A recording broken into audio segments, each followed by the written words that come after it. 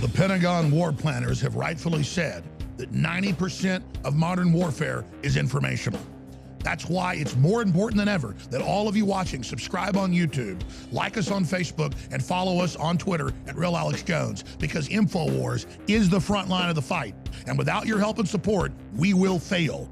With your support and with your prayers, we will be victorious against the globalists together.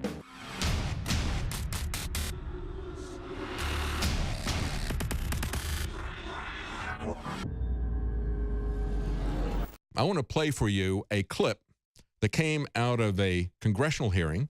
This was something that Trey Gowdy and Congressman Connolly asked some very interesting questions from the Office of National Drug Control Policy. Let's play what Trey Gowdy said first. Here's Trey. Director Baum, in case my mom is watching, I want to be really clear. I'm not advocating for the legalization of marijuana. But I am. Very, very clear about that. However, Pause that just a second. Pause that just a second. You know what?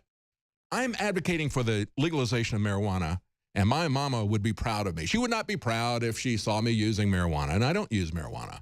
I advocate for the legalization because it is destroying our society. It's not helping anybody to get off of drug addiction, and the entire thing is a UN agenda, as we're going to expose here in just a moment.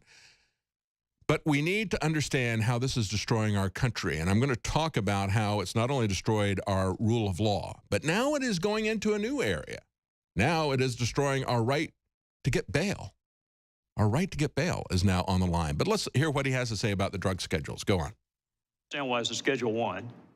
It's certainly not treated as a inherently dangerous substance for which there is no medicinal value. It takes a tractor trailer full of marijuana to even trigger a mandatory minimum under our drug laws. So is there any appetite for researching whether or not it should remain a Schedule 1 drug? Congressman, the administration doesn't have a position on that, but I'm happy to dialogue with your office. And let me just briefly say that we strongly support research on medical use of marijuana. Hold it right there. Hold it right there. We have half of the states have authorized medical marijuana.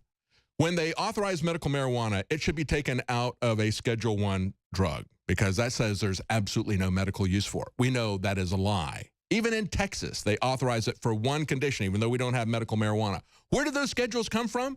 They didn't come from the U.S. government. They came from the United Nations 10 years before Richard Nixon created the war on drugs and used those schedules. Stay with us. We'll be right back. Okay, let's go back to, I've got another clip here from one of the other congressmen asking the Office of National Drug Control Policy, what is going on? This is insanity. This guy is very animated. Congressman Connolly, here's that clip.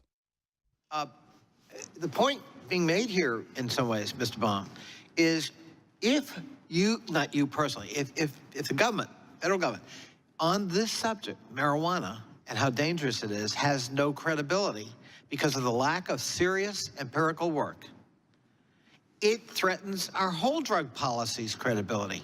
And you're seeing this happen in marijuana in the states. They're making decisions.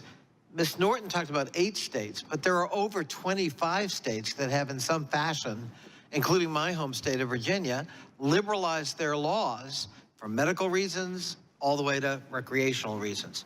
Okay, let's hold it right there. What he's saying is we're losing credibility with people because they understand that the war on drugs is based on a lie, and the best example of that is marijuana. There's other examples, but it is destroying our legal system, our Constitution, our Bill of Rights, and it is having no effect whatsoever for people's health. It is not a law enforcement issue. It is a medical issue. It's a psychological issue. It is a spiritual issue. It is not a law enforcement issue. And it is not a constitutional issue. We had a constitutional amendment to have alcohol prohibition. Where is that constitutional amendment? Meanwhile, we've got an attorney general who wants to overthrow now the 10th Amendment and say the states cannot legalize this, that the federal government is going to overthrow that. After overthrowing the 4th Amendment, our right against illegal searches, our 5th and 6th Amendment, our due process in court. We have an individual that I talked to, and I'm going to cover this tonight on the nightly news. It's now affecting our ability to even get bail, let alone a trial. And I'm going to tell you tonight on the nightly news a story about a family. The couple was retired CIA employees. They got busted for a hydroponic tomato garden in their house, and you will not believe how it destroyed their lives. If it can happen to them, it will happen to you.